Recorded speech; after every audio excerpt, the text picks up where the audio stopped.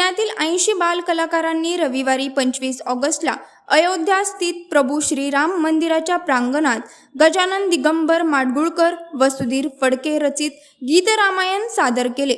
पुणे येथील प्राजक्ता जहागीरदार यांच्या स्वर तरंग संगीत अकादमीतर्फे हा कार्यक्रम आयोजित करण्यात आला होता। पुण्यातील स्वर तरंग संगीत अकादमीतर्फे बाल कलाकारांच्या गटात होणारा आणि अयोध्या स्थित श्रीराम मंदिरात होणारा हा गीत रामायणाचा पहिला कार्यक्रम होता। असा कार्यक्रम सादर करण्याचा मान पुण्यातील बाल कलाकारांना लाभला। 2 तासाहून अधिक काळ चाललेल्या या गायन कार्यक्रमात बाल कलाकारांनी गीत रामायणातील निवडक 16 सुमधुर गाणी सादर केली। त्यास उपस्थितांनी भरभरून प्रतिसाद दिला। यावेळी बाल कलाकारांचे पालक तसेच महाराष्ट्रातील भाविक देखील मोठ्या संख्येने उपस्थित होते।